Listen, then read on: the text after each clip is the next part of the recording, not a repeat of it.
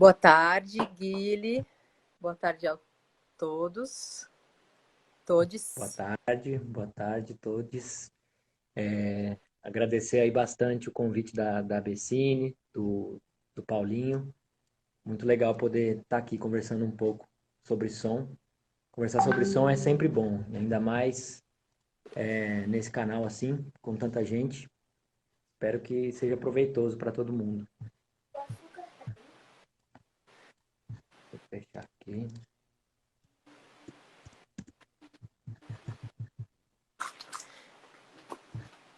E a gente começa se apresentando, Guile, que é o que o Paulo falou, também para dando esse tempo das pessoas entrarem. Peço desculpa de novo que pelo computador não vai dar, tem que ser aqui pelo celular.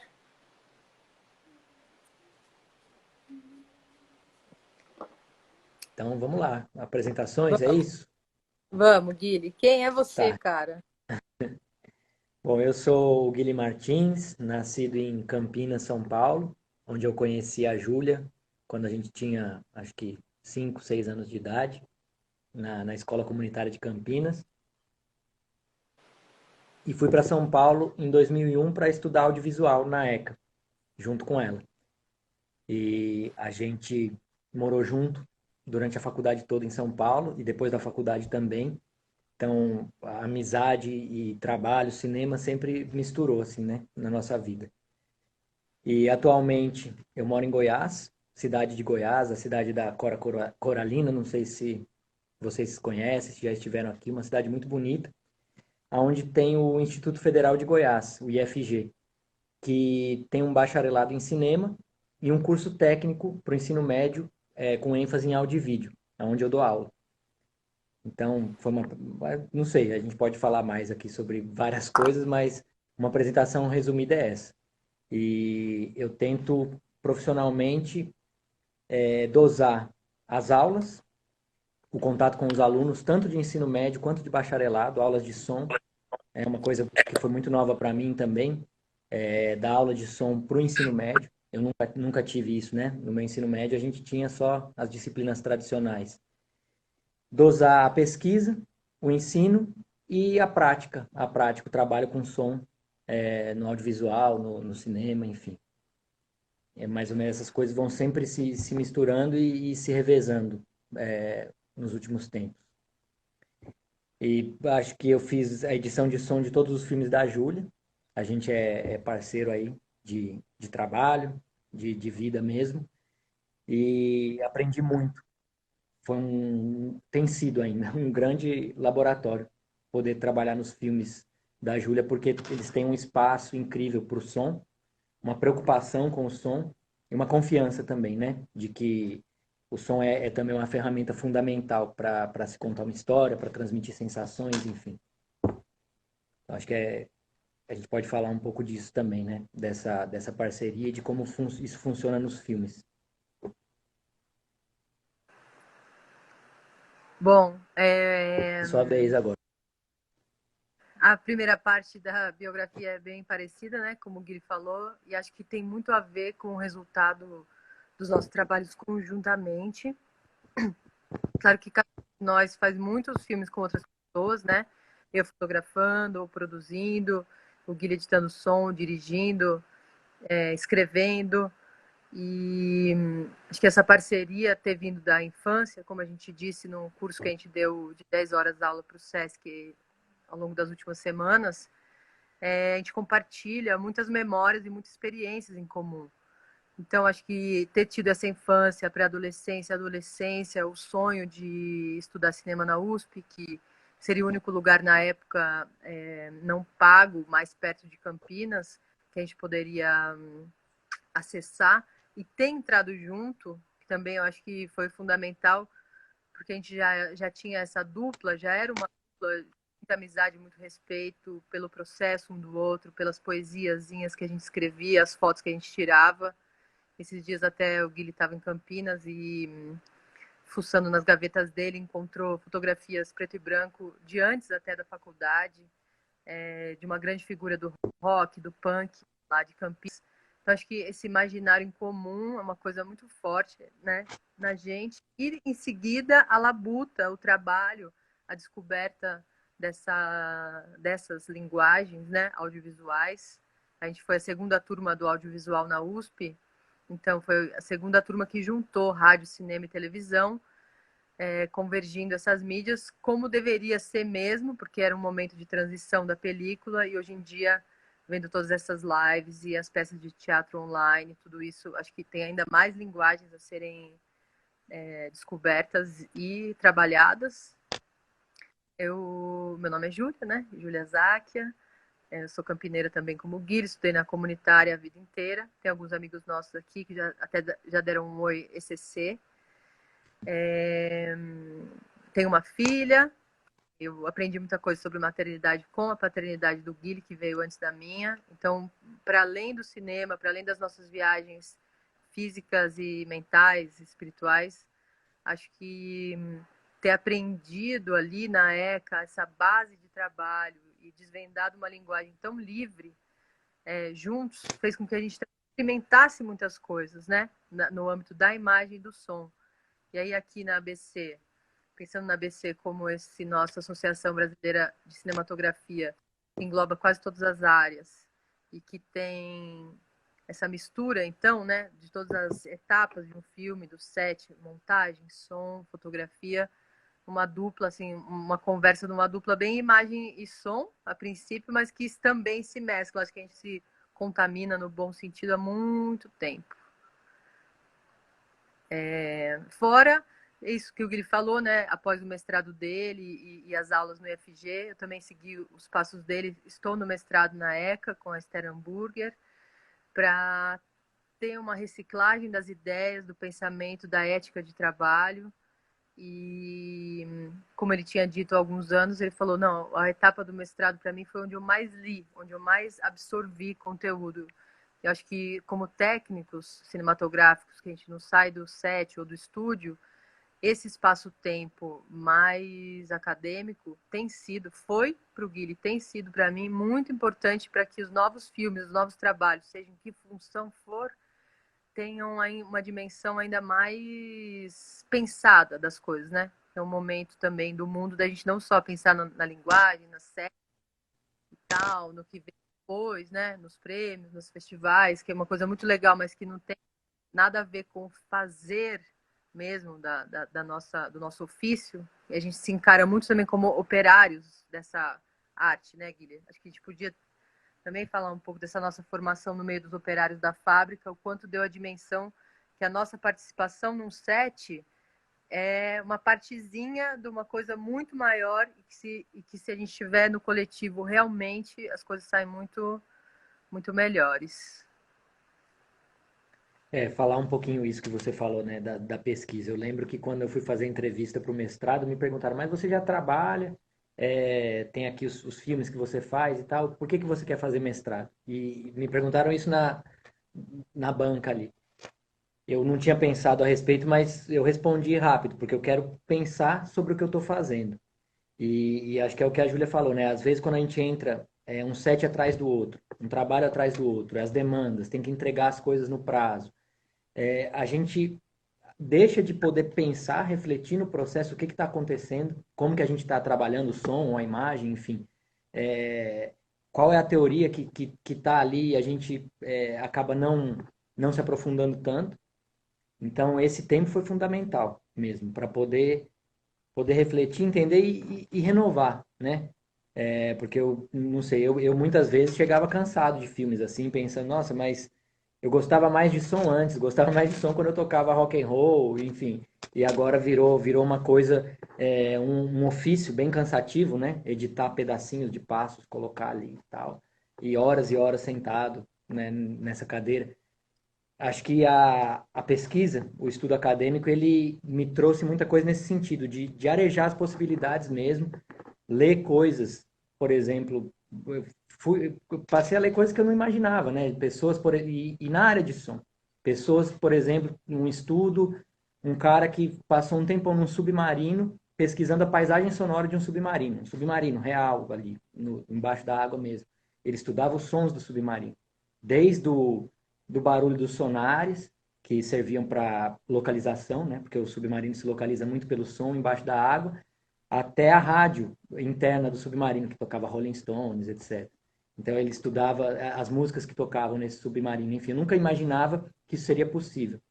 Então eu acho que às vezes é importante também a gente lembrar que tanto o som quanto a imagem, eles não se limitam ao cinema, né? E à técnica do cinema, que a gente tem que aprender, tem que se aprofundar, mas o som vai além disso. Tem muitas possibilidades. E isso que a Ju falou da infância também, né? Acho que todo mundo tem alguma experiência de escuta na infância.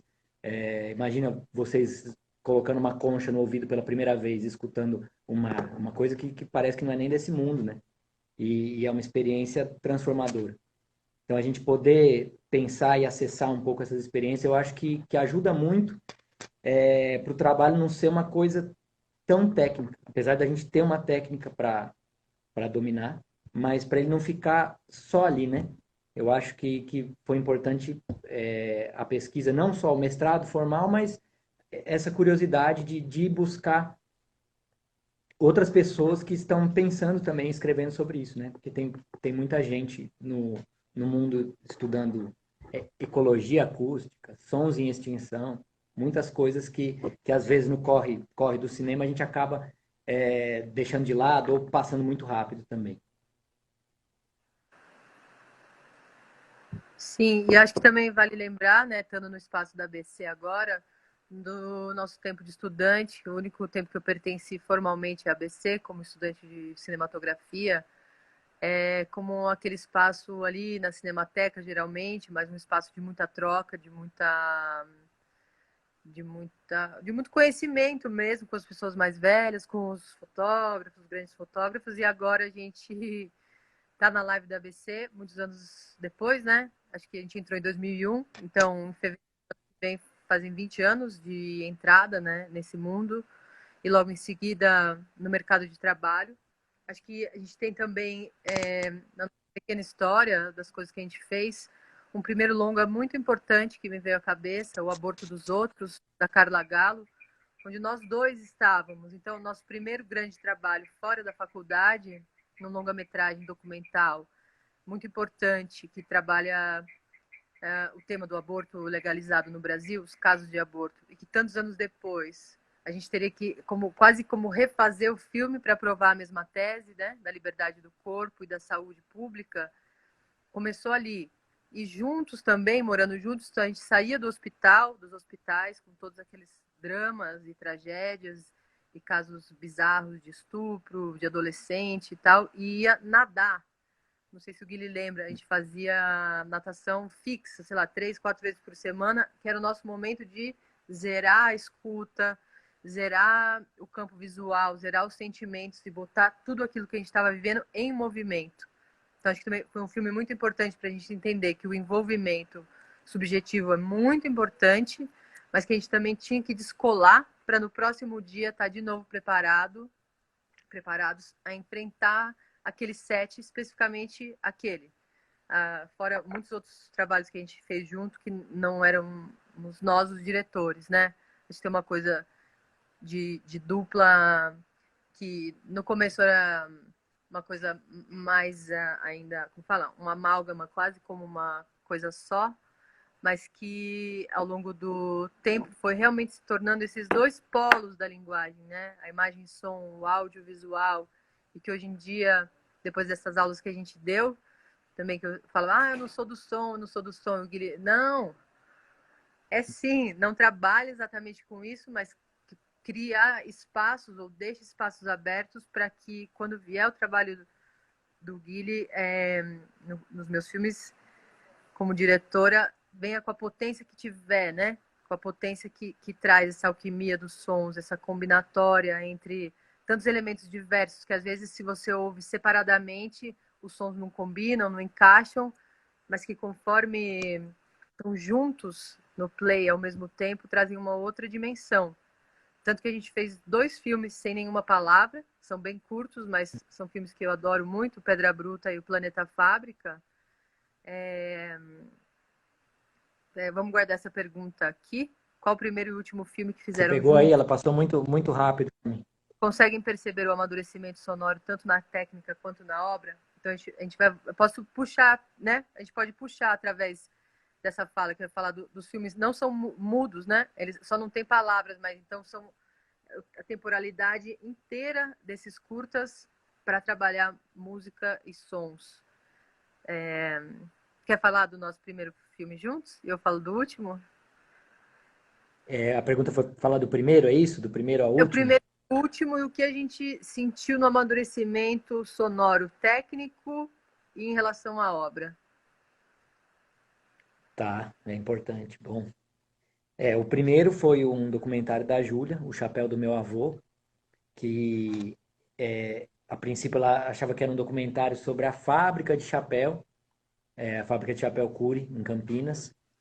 Depois ela percebeu que era um filme sobre a aproximação dela com o avô, o senhor Sérgio Cury, Záquia. E o que a gente aprendeu nesse filme? Foi uma coisa assim, para mim, né? Depois ela fala também. Mas na questão do som, de repente receber uma missão de fazer um som de um filme. A gente começou no primeiro ano da faculdade, não foi, Ju? A filmar, 2001. Então, assim, teoricamente, ali no cronograma didático da ECA, a gente não começaria, não era hora de começar a mexer em equipamento e principalmente sair para gravar. Era um momento ainda de ter mais aulas teóricas, de conhecer o equipamento. Só que a Ju ganhou uma bolsa do CNPq e a gente teve essa missão de começar a filmar, mesmo antes da gente estar preparado, entre aspas, para uma filmagem. Então já foi uma coisa assim, você vai ter que fazer o som de algum jeito, da melhor maneira possível, né? Juntar o que você aprendeu na aula, os equipamentos que estão aí disponíveis, a gente conseguiu alguns equipamentos da ECA, e começar a experimentar. Tem uma questão no filme que a Júlia queria, a locação principal do filme é a fábrica de chapéu. Uma fábrica com máquinas muito antigas, né, algumas com roldanas até de madeira, engrenagens de madeira. Então, eu de repente fui lançado num lugar com um equipamento de som que era uma orquestra. Uma orquestra de ruídos, de vários tipos. Né? Desde das máquinas, esse tempo delas, o cheiro delas, os materiais dos quais elas eram feitas, as madeiras, as engrenagens, os rangidos. Tinha grave, agudo, vapor. Era realmente a sensação de estar numa sinfonia. E as vozes das pessoas, né? Dos trabalhadores. As vozes que vinham entre os barulhos, os momentos de descanso também. A sirene que tocava e depois o vazio, o silêncio da fábrica. E a Júlia já estava com a ideia desde o começo de fazer uma espécie de música com esses ruídos. E apesar de eu tocar um pouco, eu não era músico, não sabia nem se eu ia conseguir, né? Gravar os sons direito, quanto mais fazer uma música com eles. Então, eu tive que pensar, bom, uma coisa de cada vez, tá? Ela quer música com os ruídos da fábrica, então primeiro eu preciso gravar os ruídos da fábrica. Ótimo. Depois a gente pensa na música. Tô dizendo isso porque, assim, não tinha ainda uma noção, né, do passo a passo, do que ia acontecer lá na frente na edição. Era o nosso primeiro filme. Mas acho que eu entendi ali que eu precisava gravar da melhor maneira possível todos aqueles sons, aquele universo imenso de sons. E eram muitos mesmo. E aí eu lembro, a gente até contou essa história no curso que a gente deu no SESC, que a gente teve na ECA um contato com um microfone muito bom, usado para diálogos no cinema, que é o 416, o Sennheiser, que muitos de vocês devem conhecer, um direcional alemão, que é muito bom para captar diálogos. Bem sensível, tem um reforço nas frequências da voz humana, enfim, funciona muito bem. Até então era o melhor microfone que eu tinha escutado. E sempre fiquei impressionado com esse microfone. Até hoje eu fico. Levei o microfone para a fábrica, no meio daquela barulheira, os vapores, os metais e o chapéu sendo feito. Liguei o microfone. Quando eu liguei o microfone, o que eu escutei foi um barulho ensurdecedor, embolado. Muita coisa ao mesmo tempo. E eu não conseguia isolar os sons que eu queria. Por mais que fosse um microfone direcional, como o nível de ruído lá dentro era muito grande, ficava difícil. Eu precisava isolar esses pequenos rangidos, essas pequenas vozes, né? De cada coisa. E com esse microfone que era, né, na sala de aula, a gente tinha aprendido que era o melhor, ele não estava funcionando lá dentro. Aí já foi uma primeira, né, um primeiro choque assim, entre teoria e prática. Então, teoricamente, o 416 é o melhor microfone e é o padrão para filmes. Liguei ele lá dentro da fábrica e não funcionou. Não para isso.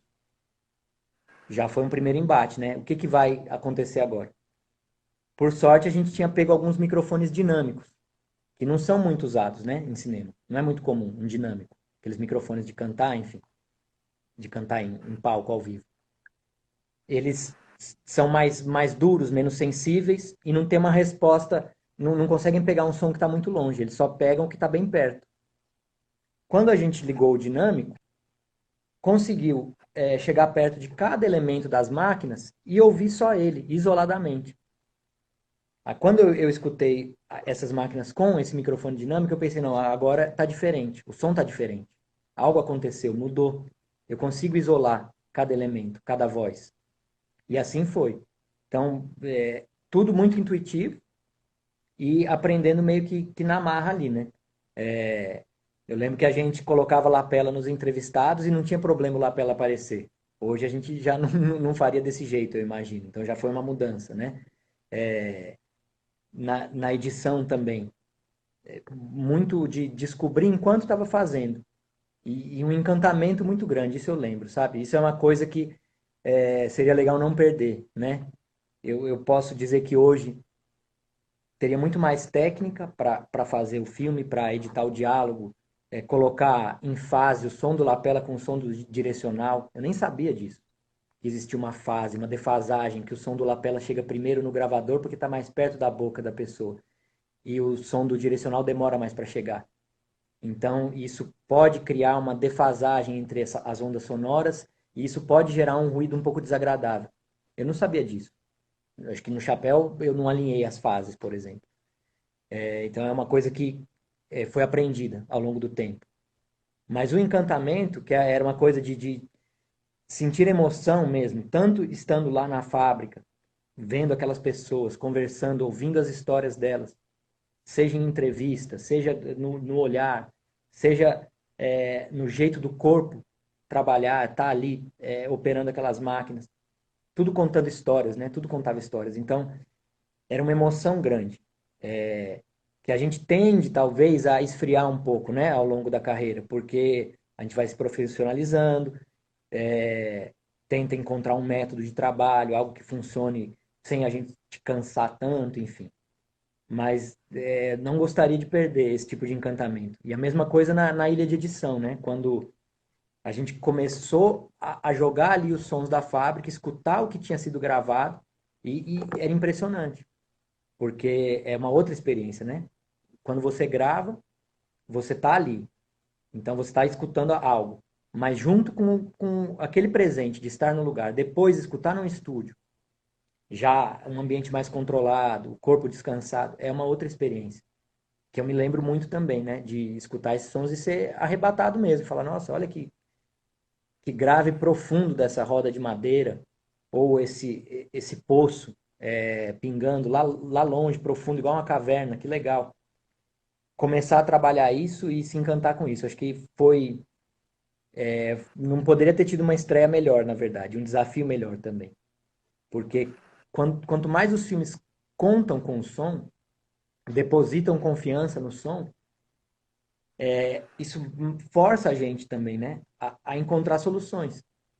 Então, se o Chapéu do Meu Avô fosse um filme só de entrevistas, talvez eu não tivesse sido obrigado mesmo a buscar essas construções, a experimentar misturar um som de uma caixa de música com a engrenagem de uma máquina e em algum momento, quando entra o material de arquivo, em vez de usar um som de projetor, que seria o previsível, poder pegar uma engrenagem de uma máquina e colocar ali para sonorizar essa imagem de arquivo muda, esse trrr, que seria o do projetor. Isso foi tudo sendo descoberto ao longo do processo. Eu acho que, se a gente for pensar já o último filme, a gente conseguiu sistematizar um pouco né? E talvez encontrar maneiras de chegar mais rápido aos resultados também, sem ficar dando muita volta, virando muita noite, enfim. Porque agora não dá mais para ser assim. Mas eu tem mais um monte de coisa, né, que mudou. A descoberta de outras técnicas, equipamentos analógicos, distorções, coisas que a gente tinha até medo de usar no começo e que hoje já sabe que pode funcionar muito bem. Entender mais o áudio mesmo, como funciona, como as ondas sonoras se comportam, tudo isso, organização, né, do trabalho, acho que isso mudou e mudou para melhor. No chapéu do meu avô, esse primeiro filme, eu ia criando pistas na edição de som, isso, né? Criando pistas infinitamente. Chegava um som novo, cria uma nova pista. Chegava outro som, cria. Muita pista e misturado. Então, uma bagunça. Os mixadores que o digam, o Pedro Neusman, não sei se ele está aqui, sofreu com essa Ah, bagunça. E me ensinou também a importância de organizar o material. E isso foi sendo conseguido com o tempo, né? Porque outra pessoa vai trabalhar em cima desse material que você está pirando nesse momento. Então, para facilitar o trabalho dessa pessoa, inclusive para poder chegar num resultado melhor, a organização foi fundamental. Mas ela não veio rápido também, não. É uma prática. E a ao rapidez, mesmo, eu acho que hoje eu consigo trabalhar mais rápido, bem mais rápido. ao mesmo tempo, queria lembrar que tudo bem que as pistas talvez não, fossem mesmo muito loucas, né? As suas primeiras os primeiros trabalhos para mandar para mixagem, mas pegando a ponte para o último filme, que é na mesma fábrica, então o Chapéu do Meu Avô, a gente terminou em 2004, e o Planeta Fábrica é do ano passado, né? O último filme. Mesmo ambiente, mesma fábrica, 15 anos depois, 16 anos depois, só que completamente diferente, uma fábrica que acabou. Então, esse planeta extinto. E a gente usou os mesmos sons da fábrica viva, que o Guiri gravou em DAT, em fita DAT, só que ele fez boletins maravilhosos. Então, a minha orientação 15 anos depois para puxar as fitas foi boletim manual com caneta, que ele captava os sons e escrevia fita 3, né? Porque não eram arquivos digitais, não teria como nomear. Então, esses boletins vieram organizados desses anos todos, guardados na mesma caixa com as fitas, e a gente pôde reutilizar de outras formas. Acho que isso é muito interessante também, que são dois filmes. Essa pergunta foi muito boa. O primeiro e o último, no mesmo espaço, filmes completamente diferentes, um cheio de depoimentos dos trabalhadores, a voz mesmo das pessoas, conversando com a gente nas suas casas, e o Planeta Fábrica, que não tem nenhuma palavra, nenhum diálogo. E como o Guilherme falou também na aula do SESC, quando a gente fala às vezes para valorizar o som, a gente fala, não, mas um filme é 50% som e 50% imagem. Só que não, um filme é 100% imagem e 100% som, né? Eu não sei de quem é essa citação, mas é muito forte isso. Desculpa o chiclete, parece criança. Os filmes, se a gente pensa dessa forma, não reserva espaço para som. Pensa no som com a potência narrativa e sensorial que ele tem desde a origem. Então, desde o roteiro, acho que é uma pergunta que também veio junto, logo aí acima, como vocês veem a questão da construção da narrativa? Pois da mesma maneira que vocês usando os recursos que aparecem nos espaços de filmagem, há também uma construção. Com certeza. Tanto que esses exemplos que o Guilherme deu de sons gravados de várias máquinas diferentes, eles são usados no filme de maneiras muito diversas. Então, acho que tem uma parte instintiva que veio com muito carinho e essa magia lá dos primeiros filmes, mas que a gente realmente não criou um método de trabalho, tá? Uma coisa muito fechada, mas essa organização mental e a noção de que tanto o som quanto a imagem têm a mesma importância num produto audiovisual, acho que deu muita liberdade para a gente e muita coragem também na utilização do som. Então, tem algumas questões que às vezes eu vejo que ali no set, na imagem, não tem o suficiente daquele sentimento, especificamente a subjetividade dos personagens, dos ambientes, dos espaços, e que eu sempre penso, bom, o Guilherme vai dar um jeito, Não, tô brincando. Não só assim, não, que ele vai dar o jeito. Mentira. Mas é que sonoridades poderão trazer informações e sentimentos que a imagem não deu conta. Em algum lugar, isso já é também uma potência, né? Quando a imagem dá conta, então é agregar. Acho que aí o som agrega valor àquilo que já tem uma construção muito potente. Agora, quando a imagem cambaleou ali, aquele movimento de câmera não é tão perfeito, a iluminação não é tão bem, e falta alguma coisa. E se falta alguma coisa, falta subjetividade, né? Eu acho que falta esses espaços intensivos, que a imagem às vezes é muito plana, ela achata, e o som tem essa dimensão gigantesca de criar realidades que a gente não está vendo, não são palpáveis, né, Guilherme? Eu acho que na construção do planeta fábrica, que é o fim dessa fábrica, o fim de um mundo, o fim não só ali de uma indústria familiar, né, pensando pessoalmente, mas também de um uso do chapéu. Aquelas máquinas se silenciaram para sempre, foram embora para a Bolívia, foram desmontadas, vendidas para o ferro velho. Então são sons extintos, como o Guilherme falou, mas a gente tem eles gravados e pode reutilizar em muitos outros filmes, não só nesses, né? Uma outra fábrica que não seja de chapéu também aceita a utilização desses sons que a gente tem na nossa biblioteca. Acho que não sei se deu conta de também. A Claro me ligando, desculpa, eu apertei aqui. A gente tem, então, essa parte muito instintiva, muito fluida, mas ao mesmo tempo uma parte, isso, muito nerd, muito técnica, muito pensada, com certeza. Um exemplo que me vem agora, a história da figueira, que tinha a madrasta dizia logo na introdução: esta receita é feita de farinha, ovos, açúcar, nananã e uma pitada de encanto. O texto era razoável, é fabular, até que combinava, mas no traveling lateral, que vai mostrando os elementos, já mostrava os elementos. Então o próprio Guilherme fala: a gente está ouvindo o que a gente está vendo. Eu falei, eu concordo com você, mas e a pitada de encanto? A gente não vai ver essa pitada de encanto, já que é a mão da atriz tentou fazer esse encanto, mas faltava alguma coisa.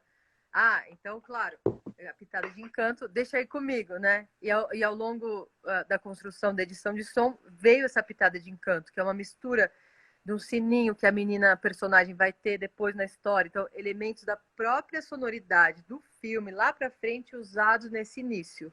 Então, com certeza, a gente martela no instinto e nessa liberdade toda, mas tem um lado de construção, de trabalho, de horas e horas e horas de ilha, tanto na imagem quanto no som, que sim, é isso, dá muito trabalho e aí são formas, acho que com outros diretores às vezes tem a mesma liberdade, às vezes menos, ou o filme pede certas coisas, outros não pedem, mas que também ajudou muito a trabalhar com outros diretores, né?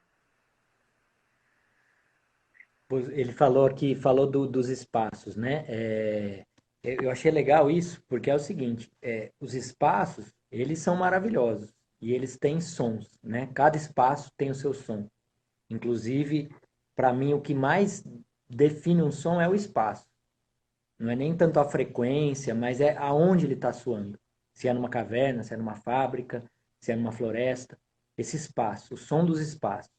Então, eles são muito bonitos e merecem ser gravados, devem ser gravados, tal como eles são, né?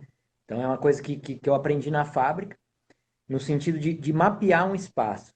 Foi até um termo que veio no mestrado, uma palavra que eu criei um conceito que é cartofonia.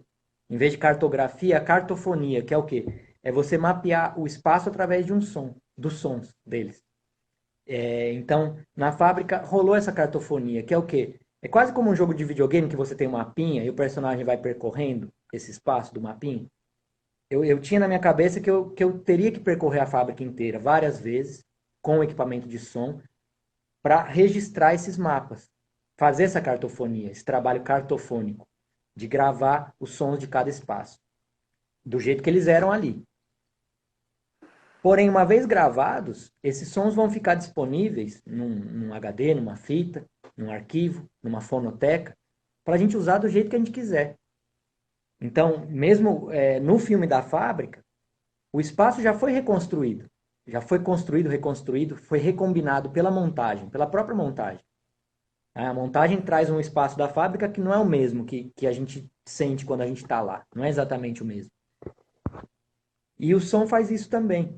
Então a gente poder criar depois os nossos próprios mapas cartofônicos, recombinar esses espaços, juntar um som que foi gravado numa caverna, sei lá onde, no norte de Goiás, em Terra Ronca, por exemplo, com um som que foi gravado numa fábrica. É possível. O barulho das máquinas com a goteira da caverna. E cada um tem uma reverberação própria, mas eles se misturam. Eles funcionam juntos, podem funcionar juntos. Então é sempre construção. Até quando o filme parece ser super naturalista, respeitando os sons do espaço, tem uma grande construção aí, né? Trabalhosa até, para conseguir esse naturalismo. Então eu gosto muito de pensar nisso nos espaços, e acho que o que eu aprendi também nessa trajetória, se a gente for pensar inclusive no primeiro filme e no último, foi o poder do silêncio também. Porque no começo, inclusive no Chapéu, a gente está fazendo som, tem uma angústia, uma certa ansiedade, não sei se é angústia, é ansiedade, de colocar som em tudo. De toda sequência tem que ter sons acontecendo o tempo todo, porque a gente tá, né, a gente recebeu a incumbência de criar o som para o filme, então vamos criar sons.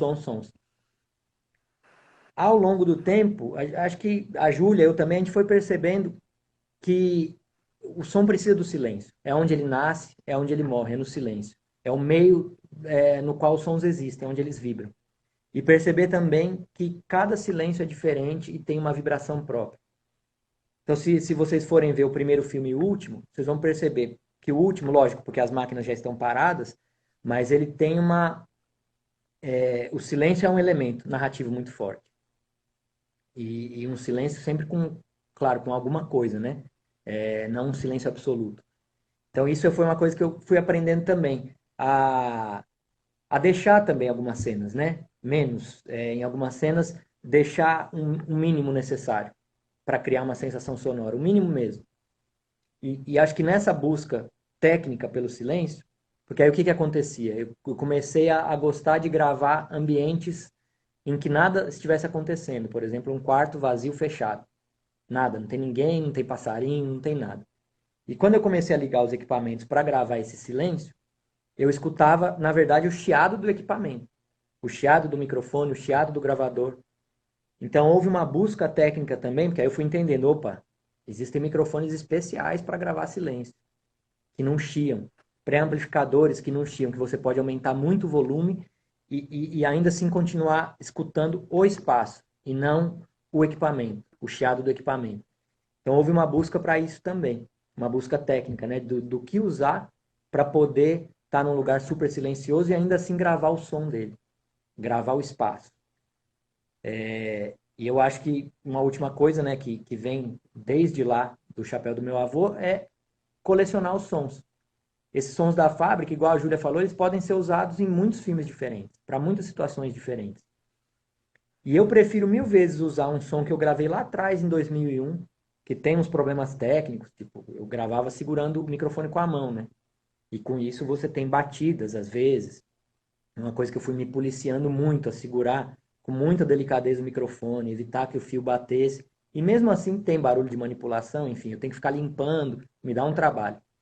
Eu prefiro mil vezes usar um som desse do que pegar um som limpo numa coleção de som que já está pronta, que foi gravado, né, com toda a técnica, mas não tem uma relação afetiva com esse som.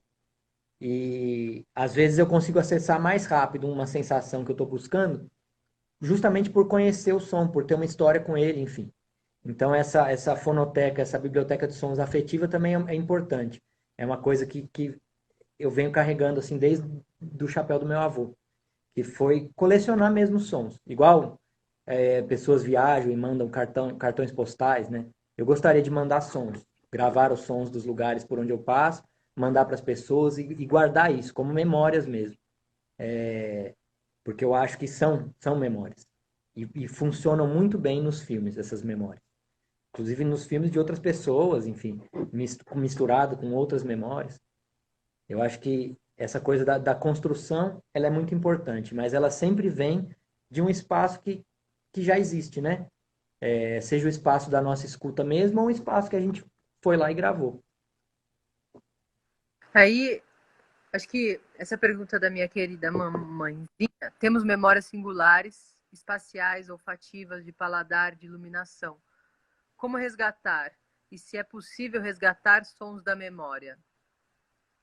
Acho que, antes de responder os sons da memória, lembrar daquele exercício da memória de luz, da memória do quarto de infância, que a gente sempre faz no DAFB, no nosso coletivo de diretoras de fotografia e todos os departamentos, né? Todos os departamentos não, todas as funções dentro do departamento de fotografia. Tanto através de exercícios, né, de memória mesmo, resgatar os sons, mas eu acho que mais do que até a iluminação, que a gente fala, eu lembro dessa janela, era assim, entrava uma luz por tal direção, ela era de tal temperatura de cor. Uma coisa que eu percebo muito no trabalho do Guilherme é que mesmo os sons não sendo exatamente os sons da memória, de uma possível memória concreta, eles acabam remetendo a memórias. Então, memórias individuais e memórias coletivas. No Pedra Bruta, tem muitas imagens de pós-guerra, né? Ruínas, ruínas, ruínas da Bósnia. E tem um momento em que a gente mostra na montagem janelas de um prédio gigantesco espelhado arrebentadas. O primeiro som que seria óbvio do Guilherme pensar, ou da gente pensar em colocar, seria os estilhaços em si, né? A memória do estilhaço através da imagem. Mas a forma como ficou, que ele escolheu, que ele optou por colocar, a cada janela que aparece, são vozes, meio gritos, cânticos de mulheres sobrepostos com outros sons, que dão essa agonia muito mais humana e muito mais subjetiva do que se fosse o vidro, o som do vidro. Então, acho que é transformar, aí ele vai completar, mas transformar sons que remetam a memórias, não necessariamente memórias próprias, pessoais, individuais, mas que dão um sentido novo para aquela imagem, né?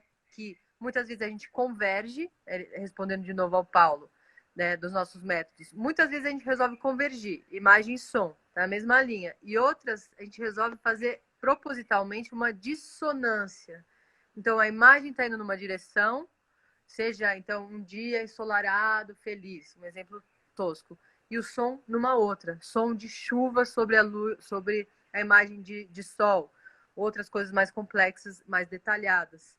Acho que essa combinação entre quando o som está encaixadinho na imagem e quando ele escapa, sobe ou desce e muda de direção, também é uma artimanha que a gente usa com consciência, também nesse instinto. Não assim, todo filme tem uma dissonância, não. Mas a gente gosta dela, a gente gosta de bailar com essas sonoridades que às vezes se encontram e às vezes se desencontram, né, das imagens. Acho que isso que também traz um 100% imagem e 100% som. Você falou aí também de uma coisa da sincronia, né? O sincro é uma coisa que faz com que o som pareça ser verdade, pareça pertencer à imagem, quando ele acontece em sincronia com ela, por exemplo, os passos de uma pessoa, né? A gente pode, vocês sabem, a gente pode gravar esses passos de um personagem anos depois da cena e colocar ali e funcionar, desde que ele esteja em sincronia. Quer dizer, a gente escuta o som no exato instante em que a imagem do pé toca a imagem de um chão. E a gente escuta o som de um passo. Então a sincronia traz verossimilhança para o som. Mas ela também pode ser uma prisão, né? É ela que acaba amarrando o som, que ele tem que sempre, então, andar junto, como se fosse o metrônomo da música ali, junto com a imagem. E a gente começou a experimentar, acho que no Pedra Bruta, em outros também, às vezes de escapar um pouco dessa sincronia da imagem e tentar levar o som para outro caminho. E isso a gente acaba percebendo que isso até dilata, né, um pouco o tempo da imagem, muda a nossa própria percepção da imagem. Quando a gente não tem a obrigação, um pouco porque o Pedra Bruta era um filme feito em Super 8, não tinha som direto, então não existia uma sincronia inicial, mas é isso, poderia dilatar um pouco a imagem, levá-la para outro lugar, que não sempre dessa sincronia. E ao mesmo tempo que é a sincronia que permite, né? O som ter verossimilhança, o som se acoplar a uma imagem, ter um casamento legal entre som e imagem. Então a gente sempre jogar com essas duas coisas, né? Não somos inimigos do sync, mas a gente também não é obrigado a sempre ficar refém dele. Acho que é isso, experimentar e ir para outro lado em alguns momentos para ver o que acontece. E a Zildinha falou da memória aí. Pois é, Zildinha, lembrar de um som é uma coisa muito forte, né? A gente fica lembrando e às vezes não consegue acessar. Para não contar tanto com a memória, não depender dela, eu costumo andar sempre com o gravador, sempre que dá, mas não é sempre que dá. Esses dias mesmo, era bem cedo, acho que 4 da manhã, comecei a ouvir um pássaro aqui em Goiás. Tem bastante mato.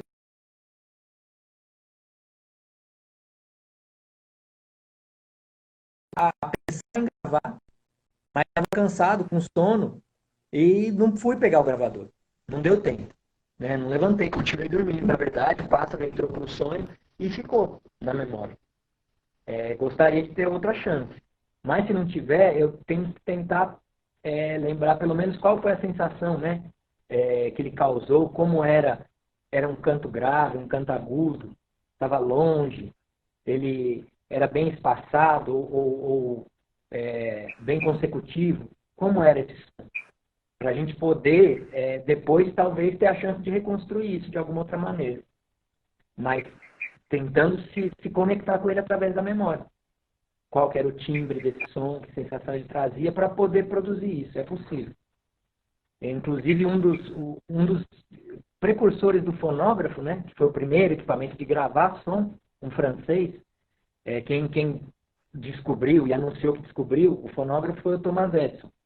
Mas um ano antes dele anunciar para o mundo que ele descobriu o primeiro aparelho de gravação, um francês chamado Charles Cros tinha deixado um documento na Academia Francesa de Ciências explicando como seria o fonógrafo. E na primeira página desse documento ele colocou uma poesia.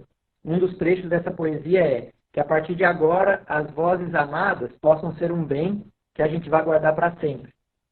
Era essa a motivação dele. Que as vozes amadas se tornem um bem para serem guardadas para sempre. Só que a Academia Francesa de Ciência ignorou o manuscrito dele, arquivou, e um ano depois o Edison divulgou para o mundo, né, que ele tinha inventado o fonógrafo. Então, Guilherme, só um minutinho. Tá todo mundo falando que diga lá. travou. Não sei se Travou? travou. Tem umas 3 pessoas. Travou, achei que era minha internet. A minha irmã falou, travou. Alguém se destravou? Estamos sendo ouvidos ao vivo? Alguém responde no chat? Eu senti um...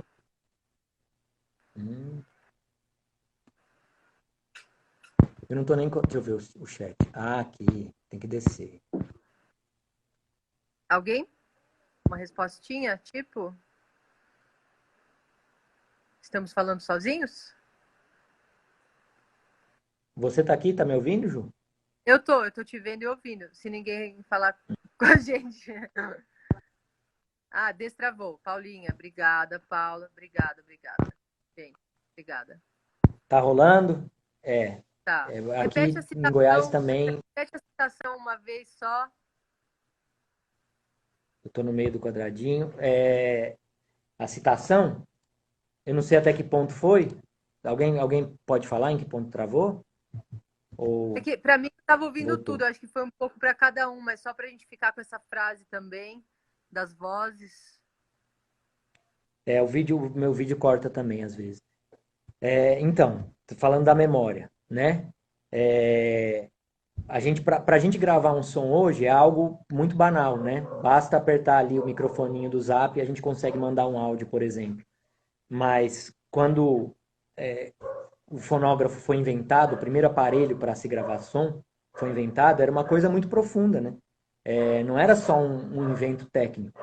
E aí eu estava falando, não sei se caiu ou não, se vocês ouviram, mas que oficialmente quem inventou o fonógrafo foi o Edison, Thomas Edison. Porém, um ano antes dele divulgar para o mundo que ele tinha descoberto um aparelho para se gravar som, um francês chamado Charles Cros tinha escrito um documento explicando exatamente como seria o fonógrafo, um aparelho para gravar som, e deixou esse manuscrito na Academia Francesa de Ciência. E na primeira página desse manuscrito estava escrito uma poesia dele, que ele também era poeta, e um dos versos, né, da poesia era esse: que a partir de agora as vozes amadas possam se tornar um bem para a gente guardar para sempre. Então a motivação dele, além da ciência, da própria ciência, era justamente isso, a preservação de uma memória, né, da voz amada, no caso. Mas que é isso, a gente escutar uma gravação antiga pode mexer muito com a gente. Você escutar um vinil, sei lá, da Nina Simone na sua sala, ou a música dela, enfim, não precisa ser um vinil. Ela é como se a voz dela se materializasse ali, naquele espaço. Então, som e memória caminham sempre muito junto. E a motivação da humanidade, talvez por gravar som, foi isso, né? Para além de um desafio técnico né, todos esses desafios que a ciência traz, eles são muito legais, tinha também essa vontade de preservar a memória. E, e poder ouvir quantas vezes quisesse, né? O som do passado, por exemplo. E eu Só acho que é que. isso. Fale, Diga Gui. lá. Não, termina seu raciocínio, eu vou dar um pulinho. Não, e acabou que ele foi ignorado pela Academia Francesa de Ciência. Eles não deram bola, arquivaram o manuscrito com toda a descrição do fonógrafo, e um ano depois o Thomas Edison divulgou para o mundo que ele tinha descoberto o fonógrafo sem poesia nenhuma, não tinha nenhuma frase poética na capa do projeto dele. Era só realmente um aparelho que gravava som. Sim, o que eu É isso. dizer, eu não sei se sobre os dois filmes, eu lembrei de uma coisa do Planeta Fábrica, que é o último, que também ensinou, tantos anos depois, uma coisa que talvez a gente lá atrás já soubesse e esqueceu. Em busca de uma melancolia ou da construção dessa melancolia de fim, a gente imaginava que aquele silêncio todo das máquinas paradas fosse muito melancólico, muito profundo. E assim que a gente chegou na fábrica, quase um ano, dois dela parada, tinha muitos ninhos de sabiá espalhados pelo teto de madeira, que sempre recebeu calor a 100 graus, então nunca nenhum pássaro habitou aquele espaço. Então você chega num lugar que, em teoria, seria uma melancolia, vê aquilo em silêncio, e não tem melancolia porque o pássaro ocupou o espaço, né, do silêncio. Acho que essa sonoridade do sabiá nos ensinou muito. A gente aceitou ela, a gente usa ela no filme, mas aceitou também que às vezes a gente vai com uma carga de sentimento, de eu sei o que eu quero. O filme é melancólico, o filme é sobre um fim, o filme é sobre o fim das coisas, dos tempos, da saudade, e chega um som, uma sonoridade de um pássaro, de um sabiá, que nos diz o contrário. Estamos vivos, né? Reocupamos este espaço. Eu acho que é um exemplo sonoro e que se manteve no filme, mas que diz muito sobre o nosso estado de espírito também quando vamos à caça de imagens e sons ou de construções de narrativas, né? Se a gente está muito pronto, se a gente tem uma tese, a gente acaba perdendo tanto do acaso e da magia do momento presente, do set, que desconfigura, vamos dizer assim, a nossa intenção inicial, que é viver ao máximo ali o encontro, o momento do encontro. Acho que isso também nos liga muito. A gente sempre gostou dos encontros, gostou das pessoas e quis isso, quer viver isso com intensidade, né, Guilherme? Seja com os ciganos no Tarabatra, os Guarani no Licuri Surf, as crianças do Ilê, enfim, todos os nossos trabalhos envolvem muito. Assim, a gente quer passar tempo com essas pessoas, então a gente precisa fazer um filme com elas. A gente quer descobrir mais sobre isso. A gente quer se encontrar e potencializar a nossa vida através dos encontros, né? Não sei, Lu, dá licença, por favor. Quando vocês encontram um som em um espaço e não fica crível, já aconteceu do som verdadeiro não funcionar? Não, agora não, hoje não. Acontece bastante, né? E aí que começa a mágica de ter que buscar em outro lugar, ter que às vezes, por exemplo, jogar fora todo o som direto de uma cena, porque a sensação desse som direto não é a intenção inicial da cena, e a gente vai ter que buscar em outros lugares. Acontece. A Júlia falou esse negócio do sabiá. Eu acho massa isso, porque assim, quem trabalha com som direto sabe que é impossível silenciar o mundo, né? Impossível. Que o som não respeita barreiras, não respeita parede, ele atravessa mesmo, por ser vibração. Então, por mais que a gente tente manter o silêncio absoluto num set, nunca vai existir. E por mais que isso irrite muitas vezes, né? Contrarie os técnicos de som, que falam, putz, estão invadindo meu som. Às vezes, se a gente prestar atenção, algumas invasões vão ser positivas. Tipo essa do sabiá que a Júlia falou. Mesmo que possam, num primeiro momento, parecer que estão indo contra, né, a intenção inicial. Mas podem trazer coisas novas para o filme, renovar o filme. E eu acho que muito da experiência de gravar ambiente em campo, isso quando não é para nenhum filme, é só eu gosto muito também, né? De preparar o equipamento e sair por aí para gravar ambiente. E eu aprendo muito, eu aprendo edição de som ao gravar ambiente, sair por aí gravando ambiente no mundo. Porque de repente acontece uma coisa, tipo, teve uma noite aqui que eu gravei, um cachorro morde um osso muito perto do microfone, isso me assusta. E de repente outro cachorro uiva e um jegue começa a gritar e um caminhão que parecia uma espaçonave passa na BR lá longe. Mas tudo isso, coincidência, acaso, mas com um ritmo, uma temporalidade tão narrativa, sabe? Que parecia tanto causa e efeito, uma coisa acontecendo Muito. depois da outra, que eu pensei assim, nossa, se, eu, se eu falar que isso é natural, que não é editado, ninguém acredita. Porque parece edição já. Então a gente poder sair para gravar sem o compromisso de ter que silenciar o mundo, porque em filme acontece muito isso, né? Você tem que parar tudo e se concentrar no som da cena, lógico, é natural, mas poder sair também só com equipamento de som, desprendido de qualquer equipe, sozinho mesmo, né? É um momento mais solitário. Sem ter que pedir silêncio para ninguém, simplesmente gravar, escutar o mundo, o que está acontecendo, é um exercício muito legal também. Não só para colher sons, mas para entender como podem funcionar as coisas, né? Sonoramente. E às vezes coisas que a gente escuta e fala, não, não acredito que isso. Se eu coloco isso num filme, vão achar que é mentira. E não é. Então a gente aprender um pouco com esses acasos que acontecem quando a gente está gravando som, eu acho que isso me ensina muito. Eu uso isso também como uma espécie de método, vamos dizer assim. Tem Agora, duas perguntas. o que vai? O meu ambiente está mudando porque eu tô na externa noturna, indo para externa, né? Tá entardecendo, não sei se dá para ouvir os sapos, a cachoeira e finalmente o som que a gente sempre procurou gravar. A gente tinha uma fixação com o urutau, que é um pássaro noturno, um pássaro conhecido como encantador, porque ele tem 4 notas, quase como se ele fosse uma flauta. Aí você vai indo atrás do som do urutau, vai indo e se perde na floresta achando que era algo humano ou algo mágico. E rolou de gravar, Guilão. Vou te mandar o som do urutau. Gravou o Urutau? Aí, pronto. Gravamos. No celular Esse eu nunca mesmo, consegui. também. Eu estou sem equipamento de som aqui, o que tinha era o celular e foi gravado. Temos um urutau para ser usado quando for o caso, né? Ó, o que chega primeiro, a poesia ou o som no silêncio?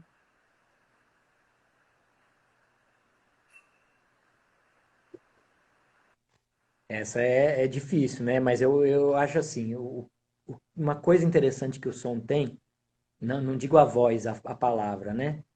Mas o som, é que ele pode transmitir sensações, mesmo sentimentos também, de uma maneira não verbal, simplesmente através da vibração. Então, eu arriscaria dizer que o som é mais rápido um pouco do que a poesia no sentido de uma palavra elaborada, lida. O som chega para a gente como vibração, muitas vezes pelo tímpano, mas várias vezes pela própria pele, pelo próprio corpo. Então, a nossa pele inteira uma superfície receptora de sons também. Não sei se eu estou puxando a brasa para minha sardinha, porque eu trabalho com som, mas e a gente faz poesia também. Não dá para esquecer a poesia, mas eu acho que o som ele tem essa velocidade tátil e de vibração que é mais rápida. E não verbal também. A gente não consegue elaborar claramente, né? O que eu estou sentindo com esse som, mas algo acontece. E Tem mais aí perguntas? queria responder a da Raiz da Terra, porque até eu gravei esse som. Para vocês, qual o som nacional de 2016, o ano do golpe, e o som nacional dessa era política em que vivemos? Consegue imaginar uma explosão, um violino arranhando, um silêncio doido ou doído?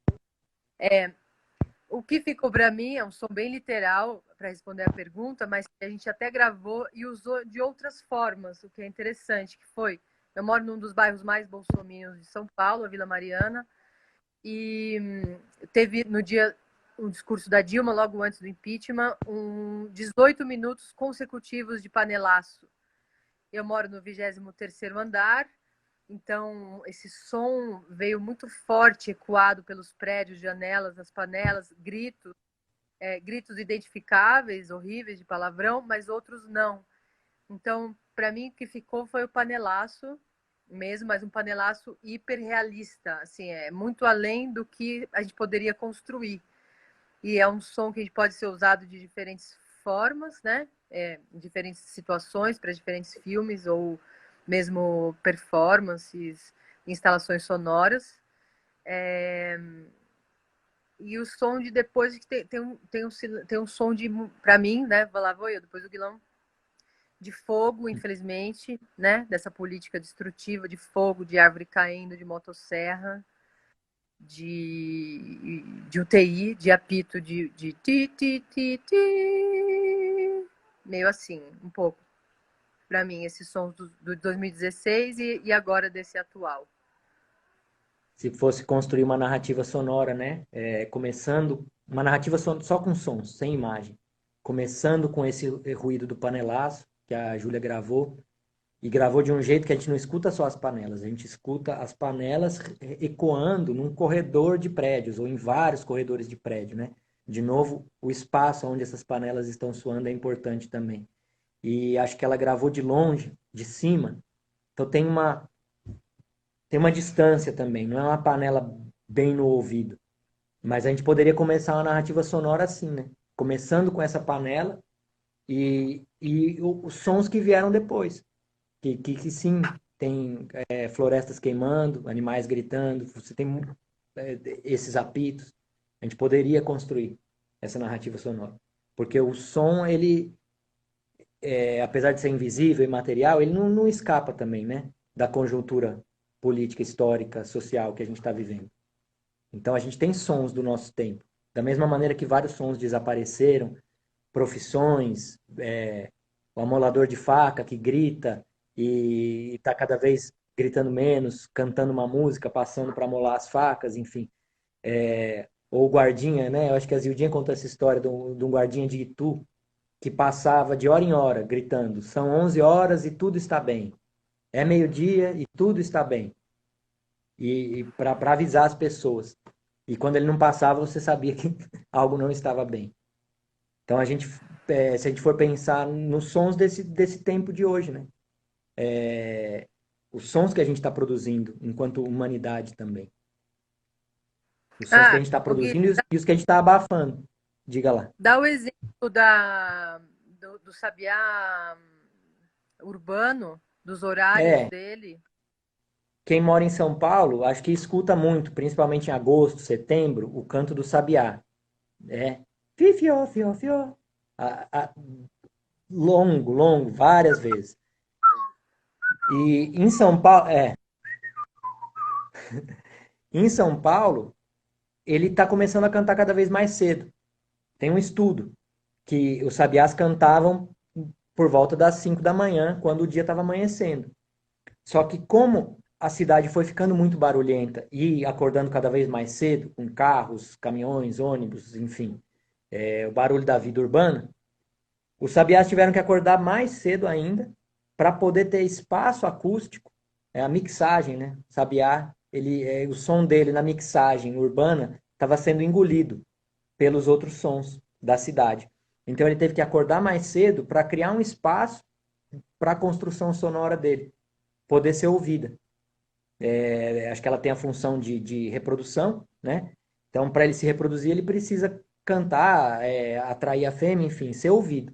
E para ele ser ouvido, ele teve que começar a acordar mais cedo. para encontrar um espaço de silêncio.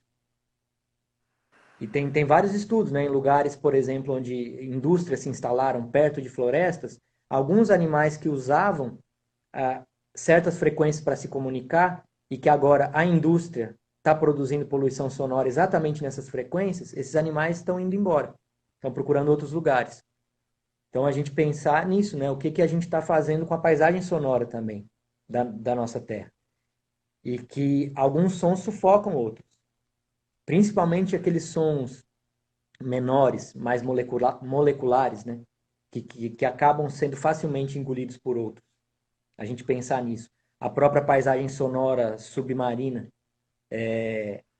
As baleias elas estão mudando de rota porque justamente por conta da poluição sonora submarina, para elas poderem encontrar algum espaço onde a comunicação delas funcione, porque é uma comunicação essencialmente sonora. Então, É, diga aí. não, e trazendo esse espaço necessário entre o silêncio e o som, ou entre dois silêncios, entre dois sons, o que o Sabiá está fazendo é um pouco também o que a gente tenta fazer na maioria dos nossos filmes em relação à construção do som, né? Encontrar os momentos certos, ou construir, ou adiantar, ou atrasar os silêncios, tirar falas realmente para criar mais silêncios em que a gente consiga construir com os sons disponíveis, os sons que a gente captou, que a gente construiu, que a gente pegou em outras bibliotecas, que a gente trocou, como a gente troca sementes, a gente troca sons com vários companheiros que piram também em gravar ambientes ou sons específicos. E a pergunta da Paula, vocês têm desejo de criar narrativas só sonoras? Aí eu queria que você respondesse isso, mas buscando ali e já homenageando nossos queridos professores, o Eduardo Santos Mendes e o João Godoy, com o nosso primeiro exercício narrativo, tanto de imagem quanto de som, que foi o Radar, feito analogicamente. É engraçado, Paulo, porque é isso. Antes da gente fazer um audiovisual na faculdade, o primeiro exercício narrativo que foi proposto pelo Edu e pelo Godoy, João Godoy e o Eduardo Santos Mendes, foi criar uma narrativa só com sons, sem nenhuma imagem. E para isso a gente iria usar um gravador, um Nagra, um gravador de rolo. A gente podia pegar o Nagra por um dia e contar uma história só com sons. Foi um desafio imenso. A gente teve que escrever roteiro, teve que separar materiais para emitir esses sons. Teve que descobrir Sem um edição jeito de linear. segurar a fita, né? Oi? Você lembrar que não tinha, lembrar as pessoas, não tinha edição digital, a gente tinha que parar, Isso. gravar e parar para Editava no continuar. dedo. Editava no dedo. E o Hélio, que estava no nosso grupo, ele descobriu que se ele segurasse a fita, acho que eu segurasse um botão e a fita, ele conseguia parar ela na hora e depois soltava, ela já estava gravando. Era um esquema que ele descobriu, que o dedo dele ficou até machucado, de tanto que ele tinha que ficar segurando o gravador para a gente fazer os cortes, né? Os cortes eram feitos no dedo. Não tinha possibilidade de edição naquele momento. Foi a nossa experiência analógica. E analógica com equipamento que é um equipamento incrível, né? O Naga. É um gravador com uma textura, com uma qualidade que a gente busca até hoje. Eu acho que a gente foi a última turma que usou o Nagra. O Nagra da ECA foi aposentado. Mas trouxe uma experiência também muito legal, né? De segurar a fita, de sentir que o som estava sendo gravado numa mídia física também, que podia ser manipulado. Inclusive, a gente ficou girando. Um dos momentos da narrativa era um turbilhão, né? Um rodamuinho, que foi feito com analogicamente girando a fita mais rápido e produzindo esse turbilhão. Rolaram coisas assim. E até hoje. Eu, por exemplo, até hoje. Será que caiu a internet? Tá ouvindo? Até Tamo, hoje tamo... eu passo esse exercício para os meus alunos, tanto de ensino médio quanto de bacharelado. Fazer uma narrativa só com sons, seja com celular, com equipamento da faculdade, com o que for. E eu também continuo, gosto muito de experimentar aqui, quando tem algum tempo, combinar sons e ver o que acontece, sem nenhuma imagem. Eu acho que é massa demais. Deixa eu ver se tem mais perguntas aqui. ficou para trás aqui, peraí, vou buscar. Ah, só uma coisa, você falou dos sons menores, né? Que a gente, enquanto humanidade, a gente está cada vez mais barulhento, talvez, e engolindo mesmo alguns sons menores. No filme é a mesma coisa. Eu já me peguei construindo uma cena, o som de uma cena, e colocando barulho, né? Até perceber que o som mais importante da cena era um som muito pequeno, muito sutil. Era um vidro estralando, por exemplo. Um passo e um vidro que estrala. E que para isso ser audível, e não só audível, mas para ter uma carga e ter uma função dramática, eu tinha que abrir espaço, tirar os outros sons, eliminar. Então, de novo, essa coisa de ir para o silêncio para poder permitir que um som mais molecular tivesse seu espaço. E é impressionante que quando isso é feito da maneira correta, esse som que é molecular, pequeno, baixinho, ele fica gigante. Ele ganha o seu espaço dramático na cena, né? Então a gente poder pensar nisso também. Começar a treinar nossa escuta para esses sons menores, um pouco. Que no dia a dia, na correria, a gente acaba atropelando mesmo. Acho que alguém mais para cima tinha perguntado dessa coisa do set, né? Eu acho que toda essa relação, tanto com você quanto com o som, também mudou muito a maneira como eu penso as luzes no set, para nunca sinucar o microfonista, sempre ter um espaço onde não vai ter sombra, um trabalho conjunto, né? Que às vezes fica esse estereótipo da rixa entre a fotografia e o som, e acho que a gente também está aqui hoje para mostrar o contrário e não só trabalhando junto no set, mas faz parte do pensamento do fotógrafo não deixar 360 graus impossíveis de se colocar o microfone, né? Trabalhar junto, indo para uma coisa mais prática, de set, de som direto, onde a alquimia é menor do que na edição de som, mas que todo o esforço dos microfonistas e dos técnicos de som para trazer um som mais limpo e mais audível possível das vozes. Acho que isso também a gente aprendeu junto, esse respeito mútuo entre as áreas na USP, na escola, mas principalmente testando e experimentando ao longo desses anos todos fazendo os nossos filmes, né? Acho que quando você fez o Licorice Surf, dirigiu, e o Gui César fez o som, tem uma foto linda, ele com 2 microfones estéreo no mar, e como soa diferente realmente cada um desses microfones e como a junção deles no estéreo traz as ondas específicas do nosso filme. Também Hum. é uma coisa que eu queria trazer, porque às vezes, e cada vez mais rápido, as séries tem que filmar muito rápido, tem que entregar, tem que ser eficiente. Tem uma maquinização um pouco dos técnicos, tanto da iluminação quanto do som, que depois na ilha de edição de imagem e som que a gente vê o resultado, a falta de magia, a falta de tempo, a falta de silêncio, de espaço vazio. E é isso, né?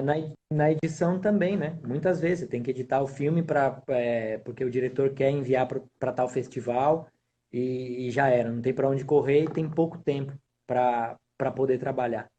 Isso acaba inibindo um pouco, né? Limitando bastante o trabalho, que precisa de um tempo. E é monetizado, né? Aí eu fiquei pensando, o que um técnico de som vende, né? Ele vende sons ou ele vende a própria escuta dele? O que é monetizado? A força desse trabalho. Vender a escuta, né? Uma coisa que eu aprendi muito nos seus filmes, por exemplo, que tem a ver com o que a gente estava falando do espaço, mas é de poder. A gente fez muito filme, por exemplo, a história da Figueira, que a gente foi para um sítio e ficou lá alguns dias filmando. Então você ter tempo de, enquanto não está gravando, eu gostava muito de fazer isso, né? À noite, depois da janta, por exemplo, ir para uma das casinhas que eram a locação do filme e ficar gravando, junto com o microfonista, o Saito era o microfonista na época, decupando o cenário. A gente pensar no cenário como uma máquina sonora também, né? Não só como um pano de fundo, que você vai lá, faz o plano da imagem e pronto. O cenário é também um espaço sonoro. É riquíssimo, né? No caso da história da Figueira, eu lembro que a casinha já era uma casinha que já estava lá, já existia, mas tinha um piso de madeira bem antigo, e embaixo do piso era o quê? Era um estábulo ali, Júlio? Era um depósito, Galinheiro. naquela casa que era um galinheiro, embaixo. Então, tinha uma sonoridade oca muito especial ali. Eu podia pensar, né? Não, a minha função aqui é simplesmente gravar os diálogos do filme e o som direto e alguns ambientes e pronto. E agora eu estou no meu horário de digestão e não vou gravar nada. Tudo bem. E depois na pós, alguém resolve esse espaço. Primeiro que quem ia fazer a pós era eu, já sabia. Então eu mesmo ia arrumar Auto trabalho para mim mesmo, auto boicotar. E eu nunca ia conseguir um lugar com esse tipo de madeira, com um galinheiro embaixo e que a cada passo parece que a casa está prestes a desabar. E tem uma profundidade, tem um som seco também, de madeira antiga, tem idade, tem tempo nesse som. Eu adorava ficar lá nesse cenário, então, gravando tudo, passos, respirações, objetos. Então, poder pensar no cenário também como uma máquina de sons, na direção de arte como criadora de sons também, não só de objetos. Né? Os atores vão manipular os objetos da cena, esses objetos vão ter barulho. Tudo isso foi uma coisa que acho que foi possível aprender um pouco fora do esquema muito acelerado de produção também. Eu acho que E, no exemplo que você deu, Guilherme, da casa, trouxe uma dimensão que a gente ainda não tinha pensado para a relação do pai com a filha, que é uma coisa que está muito mais à deriva e rangendo e cheia de cegueiras, coisas que não se vê, que não se fala, do que no roteiro. Então, talvez se fosse uma outra casa com piso sólido, a relação deles não fosse tão interessante sonoramente. Né? Acho que é isso também, de e aproveitar é isso. ter método, mas E tem, aceitar o que as locações nos espaços como possíveis aberturas mesmo de criatividade, né? De uhum. construção. E O nessas Thales cenas quer ali que fale, nessa casa, tem 10 minutos mais ou menos. que fale Ele o quê? quer um pouco dos sons do Rio Cigano, tá? Já, já. Um pouco dos sons do Rio Cigano. Da onde eles É, vêm, como é que foi, Cigano, assim? porque ele falou, baita sons maravilhosos, ele falou aqui. Ó, tem muitas coisas, né? Primeiro os próprios ciganos, porque eles falam cantando, tem uma musicalidade muito forte na voz, até quando estão bravos, né? Xingando, dando bronca, tem uma cantoria. Então a paisagem sonora de um acampamento cigano, ela já é muito rica e muito diferente, muito nova, né? Não é o que a gente está acostumado a escutar. Então eles produzem sons o tempo todo, sem contar os que cantam, os instrumentos musicais. Mas foi muito isso, Thales. A gente também, eu sabia que tinha que recolher, né? A gente conversava com o Gu o tempo todo. A gente precisa recolher material. Então, quando tem uma folga no set, a gente ia pro acampamento e ficava lá, gravando ambiente. Agora vamos gravar cantoria, de perto, de longe, de tudo que era jeito possível para poder arquivar esse idioma, né? O idioma cigano. Já era uma coisa nova, pô. Além do filme, a gente está tendo a chance de registrar um idioma que está sobrevivendo há tanto tempo, né? Tantas mudanças, está se modificando também no meio do caminho. É uma coisa que vai para além do filme também. E óbvio que está no filme. Então todo esse burburinho, imagina, não é um burburinho genérico. Não teria como, né? Você vai gravar depois em pós um burburinho. Não, são as vozes deles, os timbres deles. E o timbre da voz de uma pessoa traz muito da história, eu imagino, né? Da pessoa, das vivências, daquilo que ela está transmitindo naquele momento. Então isso já era muito rico. E eram muitos ciganos, tinha muito som. Fora essa coisa de filmar também, escolher as locações para o som, né? É raro isso, mas pô, chegar num lugar que tem um paredão com um eco legal e pensar, vamos escrever um roteiro para esse lugar. Vamos escolher essa locação por conta da sonoridade dela. O Rio Cigano, ele teve locações bem silenciosas também, né? Beira de rio. A gente poder escolher, pensando nisso, sair um pouco dos sons de trânsito de sempre, isso permite você já trazer do som direto um material muito rico mesmo. Lógico que tem E toda é uma uma coisa construção, tem uma... nossa, a gente Oi? nunca fez a gente fez pouquíssimos filmes urbanos nesses 18, 20 filmes que a Gato do Pai tem, de todos nós dirigindo, são pouquíssimos filmes urbanos. Acho que uma tendência consciente a fugir do excesso de informação visual e sonora e de histórias de apartamento, filmes meio assim, enclausurados ali naquela realidade que não foi a nossa infância, uma infância mais livre, com um balanço que dava para um pasto, né, numa escola grande, numa escola com muita liberdade. Acho que é um reflexo muito da vontade de vida, mas também da construção de imaginário nossa.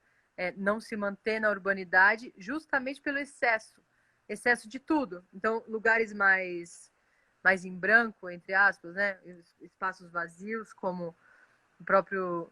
quase todos, né? Acho que o Rio Cigano também, além desse trabalho todo e dessas referências, tem uma construção, acho que por ser um longa, por ter mais estrutura, a gente teve tempo, equipe de Foley e tudo isso, tem uma mistura desse nosso artesanal, do nosso método artesanal, com uma coisa, uma puxadinha épica, né? Nos foles, nas carroças, as badulac que mexem. Então, uma camada pós-set, pós-edição de som concomitante, antes da mixagem. Eu acho que foi o único filme que a gente chegou mais perto dessas sonoridades mais de Hollywood, vamos dizer assim, entre aspas também. Mas de construção pós-set, né? Além dos Sim, sons que você foi, gravou naquela região, a gente deu uma bela caprichada nos foles, na casa da Condessa, que era um estúdio, então tinha que dar peso, dimensão, tinha que dar profundidade, tinha que isso. criar esses materiais. Essa é a outra parte, e aí isso responde à pergunta do Paulo que ele falou, e quando o som direto não funciona, né? Porque se por um lado, no Rio Cigano, a gente tem o núcleo dos ciganos com todo esse ambiente riquíssimo de natureza, animais, insetos, enfim, e os próprios ciganos, no núcleo da Condessa foi filmado em estúdio. E era para ser uma casa de fazenda. Eu estava no meu imaginário que os passos ali naquela casa seriam muito parecidos com os passos dessa casa da Figueira, né? Essa madeira antiga que range, que está prestes a desabar. E foi um choque, porque quando a gente chegou no estúdio, por mais que seja bonito falar, a direção de arte também faz som e tudo mais, no estúdio o chão era tábua, era um som de tábua, muito feio. Muito feio. Parecia. Eu até brinquei com o Gustavo que estava fazendo som comigo. Falei, nossa, isso aqui tá som de cenário do Chaves. Eu adoro Chaves, mas enfim. Tava um som que não podia ser o som do filme. Tava tosco. Tac, O som dos passos, do cenário. E a parede era tapume. Quando alguém batia na parede, que era para ser aquele som seco, mais profundo, fazia barulho de tapume. Então, realmente, foi um aprendizado, porque a gente viu que, opa, não ia dar para usar esse som. Nesse caso, o som direto não funcionava. E aí teve todo o trabalho de Foley dos meninos da confraria, né? O Turini, o Reno, o Berna, não sei se você chegou a fazer também, Thales, mas foi um trabalho impressionante também, né? De justamente criar toda essa profundidade que a gente estava buscando pro núcleo da Condessa e que não existia no som direto. Então foi bem interessante isso, que é um filme que ao mesmo tempo tem um momento com som direto riquíssimo, tem outro momento que só a reconstrução que salvaria. Mas para a gente aprender também, né? O poder dos foleys, a arte dos foleys, a técnica, foi muito legal. E, de novo, lembrando que muitos sons do Rio Cigano vieram da biblioteca do Tarabátara, que tinha sido filmado e gravado 3 anos antes. A gente pôde ficar 3 meses fazendo um documentário, com muito mais tempo e espaço para trabalhar os sons. Então, a gente tem a categorização que o Guilherme fez dos ambientes ciganos, amanhecer, entardecer, anoitecer. Panelas ao fogo, mulheres caçam lenha, burburinho ao longe, burburinho de criança, homens tocam violão, passos no mato, aventura no riacho. enfim, uma sonoridade que no ritmo de um longa-metragem você não teria tempo nem espaço de construir, de gravar. Então, de novo, a biblioteca de som sendo reutilizada e recombinada como uma dica para todo mundo, independente de trabalhar com som ou não, de gravar.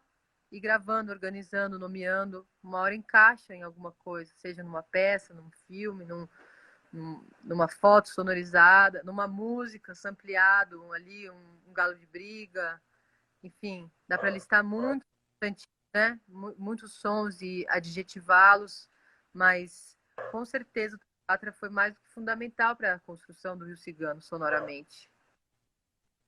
E essa coleção de sons, eu acho que é isso. A coleção de sons, para mim, é o equipamento mais fundamental para o meu trabalho hoje.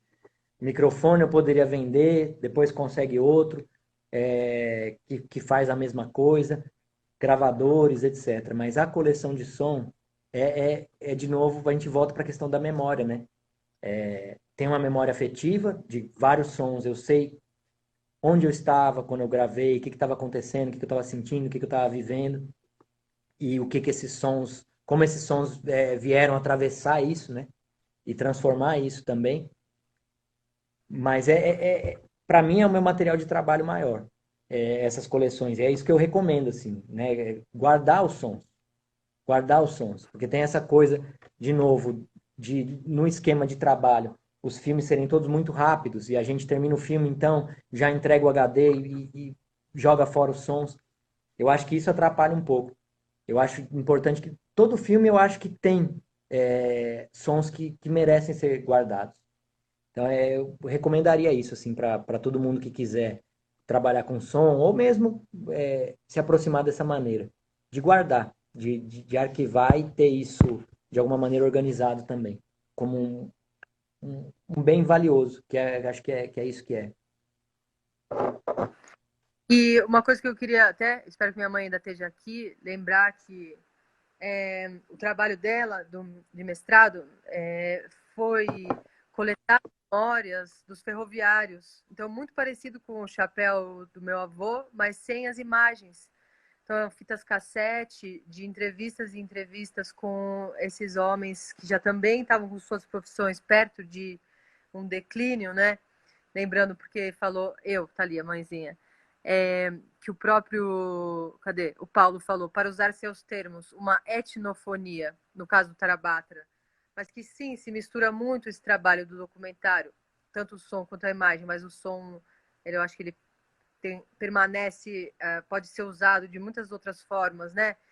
Depois de um filme pronto, que é essa parte mais antropológica, mais fotográfica, de sons e vozes e depoimentos e ideias que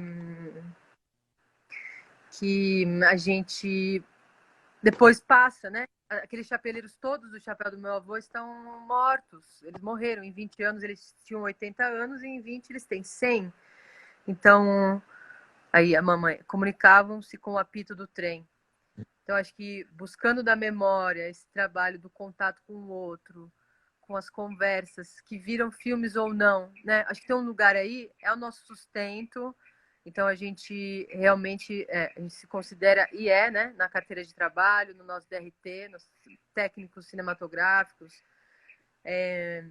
com muita labuta, com o corpo até com umas dores, com isso e aquilo, de tanto usar o corpo para isso, mas que muito além dos filmes em si, eu posso dizer por mim, mas eu acho que também pelo Guilherme, o quanto a gente torce e acredita por bons encontros e por encontros com pessoas que a gente nunca imaginou, com paisagens que a gente nunca imaginou, com animais que a gente nunca imaginou, como o urutau aqui. Eu esperei anos para ouvir esse som, um som mitológico quase brasileiro, de lendas indígenas, e agora, 2020, em Petrópolis, eu ouvi pela primeira vez o urutau e me senti como nas lendas, querendo ir atrás dele. Então, acho que quase para fechar a minha parte, acho que muito isso. A gente tem falado muito, a gente tem dado muitas aulas juntos, tá uma delícia o reverso do azar, né? Da pandemia é horrível, ao mesmo tempo a gente se reaproximou no campo do trabalho, trabalhando junto online, como agora, você no Goiás e eu em Petrópolis, pela tecnologia, mas que para além da nossa técnica, para além do nosso lugar, assim como operários do cinema, teve e sempre teve, desde criança, um interesse real a cada 5 minutos, mas pelos outros em geral, outras formas de vida, outras formas de pensar, de existir. A nossa busca na Sérvia também por um modo de vida completamente diferente do nosso.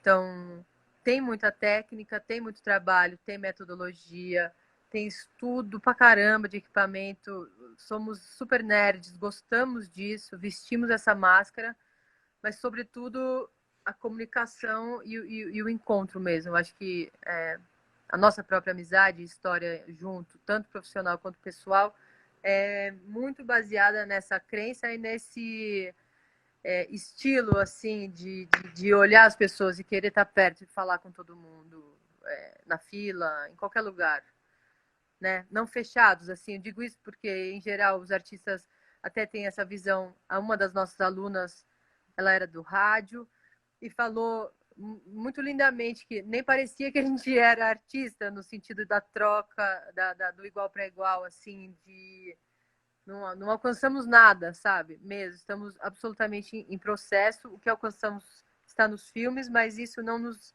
merece ou desmerece, né?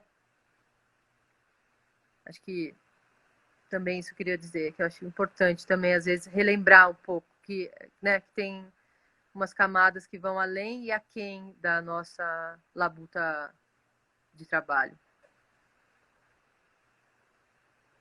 Que massa. É muito bom você falar isso, né? Dos encontros e da escuta também, né? De escutar, seja o mundo, seja uma história que alguém está contando, e realmente escutar. Porque é uma coisa que a gente fala muito quando vai trabalhar com som tecnicamente. Não, você tem que escutar, você tem que desenvolver a sua escuta. Escuta os graves, escuta os defeitinhos de lapela, escuta as sutilezas do som para poder consertar, enfim. Mas não é só isso, né? A gente tem muita coisa para escutar. O outro, os mundos que se abrem. Você, por exemplo, escutando o urutau, que é um pássaro sim mitológico também, você está se conectando a tantas outras pessoas que já escutaram esse pássaro, né? E sentiram alguma coisa no meio da noite. E em tempos, sei lá, que a gente nem sabe quando foi. Eu acho que é isso. Eu não conseguiria imaginar por que a fonoteca é tão importante para mim. Porque ela é um ponto de abertura com o mundo mesmo, com as paisagens sonoras. São sons que eu não falo que são meus. E eu não produzi esses sons. Eu, por sorte, estava ali com o microfone na mão, mas e um gravador e alguma técnica para registrar da melhor maneira possível naquele momento. Mas são os sons do mundo, né? Eles que podem levar para fora, levar para tantos outros lugares. Igual a Júlia falou, foi um encontro de amizade legal, sabe? De alma com os ciganos ou com o pessoal na Sérvia, amigos mesmo. E no meio disso tudo, ter a possibilidade também de registrar isso, né? De guardar esses sons. Acho que vem daí também. É isso. Mandar um E, salve aqui para o Rômulo, para todos os alunos do IFG que estão aqui. antes também, não sei se minha irmã já saiu, que Orlando PP é a minha querida irmã única. É bacteriologista, cientista da Fiocruz, e que também eu sempre pensei, e tem algumas imagens dela e outras imagens de bactérias, imagens microscópicas, que também são exercícios muito interessantes, né? Até perguntar para ela, as bactérias emitem sons? Ou se fosse para a gente brincar de sonorizar uma plaqueta cheia de bactéria em movimento, que sons são esses? Que sons a gente colocaria, né, Guilherme, nesse microcosmos da imagem que o microscópio alcança, mas que o gravador não. Então, não dá para gravar o som da bactéria, mas que sons a Dá. gente colocaria nas imagens que ela trabalha, né? Acho que aí. Tem som, bactéria, irmã? Vocês têm alguma forma de medir esses sons dos... Emite som! Aí eu viajando Oh, aqui, emite som sim. E dá para gravar? Dá para tem alguma metodologia, algum uso dos sons ou identifica-se diferenças pelo movimento? Aí, caralho. Então é nóis. No próximo projeto, sonorização de bactérias e vírus, entrar nesses microcosmos, né? E entender como Som de utilizar o som plantas, o som dentro de uma planta.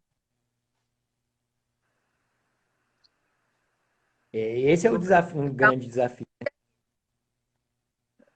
fechar uma parceria com a Fiocruz. Aí, ó. Gravar Queridos. sons de bactérias, que legal. Quando a gente se depara com uma cena que é isso, né? Você tem que fazer o som do tempo passando dentro de uma planta. E agora? Aí que tem que recorrer a outras coisas. Mas eu não sabia que bactéria emitia som também, não, Patrícia. Depois eu quero saber mais como isso funciona. Som de gelatina. Microfone de contato. Nós, mano. Uma vez Agradecer o professor de o nós biologia, também, porque o Pedro está aqui, o Pedro Neusman, que é um mixador, muito mais coisas, mas na nossa relação com ele, mixou todos os nossos filmes e sempre de uma maneira a trazer uma camada da espacialização, então, pegar todos esses materiais que vieram do set, que vieram do Guile, que vieram da edição e distribuir justamente no espaço final, né? No espaço da sala de cinema. E daí disso já puxa uma pergunta da Paula para não ficar lá para trás, que seria nessas novas tecnologias, nesses momentos, a gente não está mais na sala quase de cinema, vai voltar ela, mas se tem o som está perdendo muito. A gente tem pensado muito sobre isso, Paula, e a gente pensou muito também para a aula do SESC, que era uma aula justamente para pessoas que precisavam de uma atualização ou de ideias para trabalhar o som na internet, principalmente. E aí vem muito o fone de ouvido como um acessório importantíssimo para pelo menos evitar os sons externos. E, de novo, essa brincadeira do estéreo, a brincadeira do binaural, a brincadeira dessa espacialização no micro ali da sua casa, da sua sala.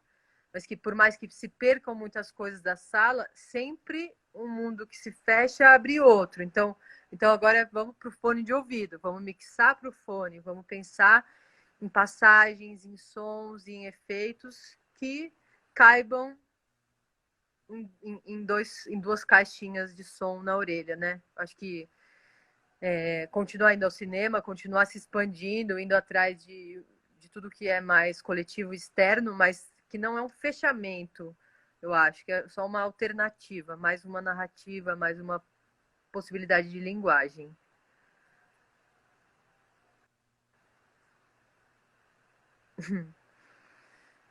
isso aí. Microfone de contatos, as plantas. Se tiver mais alguma pergunta, são 18h40, estamos 1h40, mais ou menos 1h30 as lives. Mas agradecer de novo a ABC, o Guilherme, nossos professores. Eu esqueci de citar a Catinha, porque essa conversa é mais de som, mas também foi uma professora, a Kátia Coelho, fundamental na nossa formação. Deu a dimensão técnica, a dimensão ética e a dimensão de responsabilidade que exige, né? De liderança, de tudo mais, enfim, horizontalidade também. E os mestres da ABC, as novas pessoas, a nova presidência, esse novo momento também da ABC acompanhar as mudanças da nossa sociedade, as mudanças éticas e estéticas que a gente quer, abrangendo muito mais mulheres, muito mais pessoas trans, negros, outros artistas, artistas indígenas. Então, chamar mesmo para a gente ocupar a ABC. Eu ainda não estou sócia, provavelmente com essa nova gestão me anima, me dá estímulo, me dá tesão, me dá vontade de participar. E é isso. Eu acho que da minha parte é isso. Já escureceu aqui, o Urutau daqui a pouco vai chegar e eu vou ter que ir atrás dele. Você tem que gravar. Eu vou ter que ir atrás do Urutau, me perder na floresta. Vai ter que gravar. Mais forte. Adoro me Mas perder no meio é dos meio sons. hipnótico, né? O canto dele é hipnótico. E aí, para quem não conhece, nossos filmes todos do Guile, da Paula, do Hélio, do Gui César, meu, estão no Vimeo da Gato do Parque. Então é só colocar Vimeo Gato do Parque ou o próprio site da gatodoparque.com. Tem os acessos, as pistas para o acesso, porque o Instagram não gosta de link, não adianta nem eu colocar aí. Tem todos os nossos filmes disponíveis. E o Rio Cigano tem no YouTube pirateado, que também é uma alternativa, uma forma aí de todo mundo ver. E é isso também. Quem tiver, como fala, parente, sobrinho, que não saiba onde estudar, que está em dúvida, também recomendar muito a cidade do Goiás e o curso do IFG, porque tem. Eu acho que nessa cidade você tem a sorte de poder, né, o privilégio de poder estudar num lugar assim, você tem muito mais espaço e tempo que você não perde no trânsito, que você não perde na loucura da cidade para se aprofundar nessa formação inicial, né, dos primeiros anos. Acho que a Cora Coralina, a inspiração, o rio, a ponte, as casas, o próprio calor, o cerrado, os pássaros do cerrado, as frutas do cerrado, né? Então, os sabores, as sonoridades e saudade também. Saudades, muitas saudades. Que a gente se Saudade de encontre todo logo. mundo, que bom. Que a gente recupere a Cinemateca como nosso espaço de encontro da ABC, Eu ia não falar só da isso. Fórum. O antigo Matadouro, né? Que também já tem uma memória toda ali enraizada, que arquitetonicamente fizeram questão de manter o trilho do trem que levava os bois lá para dentro, tá lá, você pode olhar, quase um museu, mas que nossos filmes lá dentro, toda a nossa história audiovisual não se torne aquele trilho de trem coberto por vidro, né? Que a gente consiga entrar de novo e recuperar tanto a nossa memória coletiva audiovisual quanto o espaço de convivência. Espaço de E formação também, né? Um espaço de votemos bem, formação. A gente aprendeu tanto.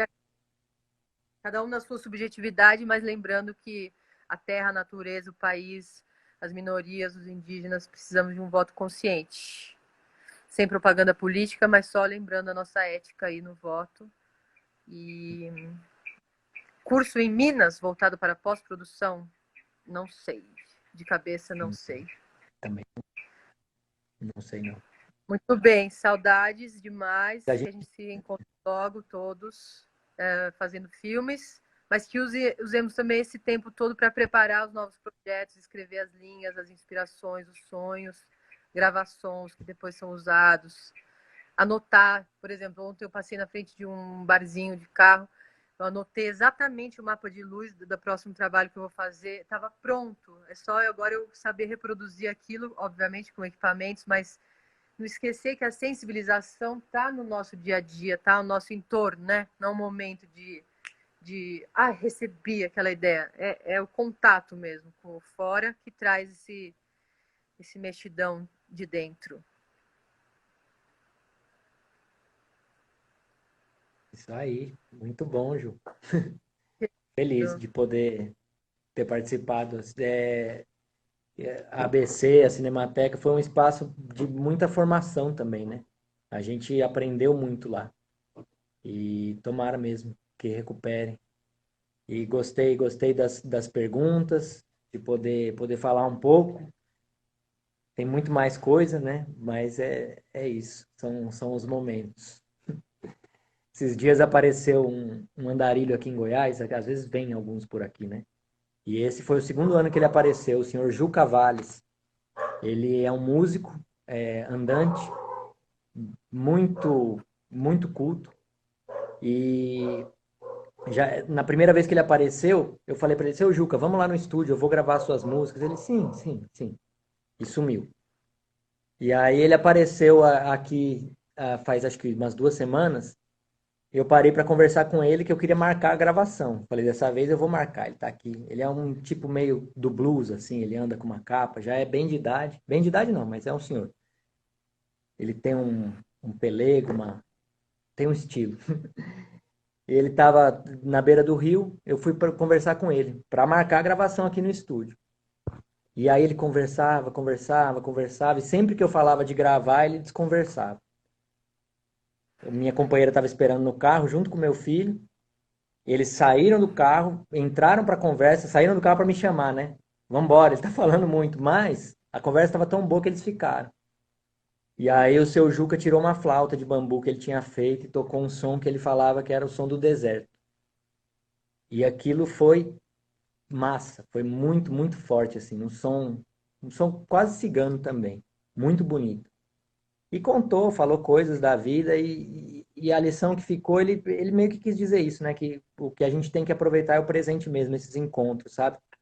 Essas conversas boas, aquele instante ali na beira do rio que todo mundo tinha coisa para fazer, apesar de da gente estar no interior, eu tinha coisa para fazer, a Raíza, minha companheira, tinha coisa para fazer, o meu menino estava querendo ir embora, mas de repente ficou fascinado com a conversa. E, de novo, falei da gravação, ele desconversou, mas a gente acabou marcando para o dia seguinte, naquele mesmo lugar. E eu voltei no dia seguinte, daquele mesmo lugar, às 9 da manhã, como tinha sido marcado, e ele não estava lá. E não estava mais na cidade. E talvez só ano que vem eu veja o Juca Valles de novo. Ele é um grande pintor, depois eu fui descobrir que ele é um excelente pintor. Mas a lição que ficou foi essa. Não tem, não tem amanhã a gente conversa. Foi aquele momento ali, sabe? É.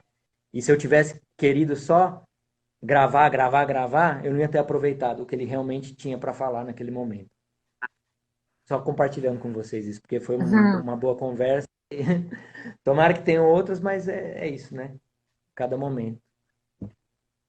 Guile, como você que entrou pela ABC, não esquece de gravar. Eu não sei se você tiver dúvida, alguém ainda fala aqui antes da gente desligar. Eu acho que faz Ah, uma tem que me opção. ensinar. Paulo, ele mesmo, o que ele faz? Quando Salvar. apertar para salvar antes de fechar, porque senão a gente perde o arquivo aí para outras pessoas que não viram, para a própria ABC. Em geral, eles gravam. Só esperar alguém dar Tá, um vai ter que me salve e falar. mostrar, ensinar, porque tem uma opção aqui, end que eu vou fechar, é isso? Não é isso. Eu acho que se você for no End, não sei se ele vai só publicar como um story. Então eu posso botar em end e aí tem publicar como story? Não. Tem que ser antes de apertar em end. Alguém? Pra gente poder encerrar também sem perder. Porque uma vez que encerra, se não gravar, já perde mesmo. O Instagram não faz isso sozinho, né? Não sei como vai ser. Muito obrigada quem ficou até o fim. Muito bom. Você dá o end, ele vai perguntar se é para publicar no Story. Bem simples. Tá Tá, bom. pronto. Obrigada Então é pelo isso? convite, Paulo. Mesmo foi muito bom. A gente foi muito bom também a gente ter dado essas 10 horas de aula juntos, preparado, feito tudo. Acho que essa conversa foi muito mais leve, solta, justamente porque a gente também tinha dado essas aulas.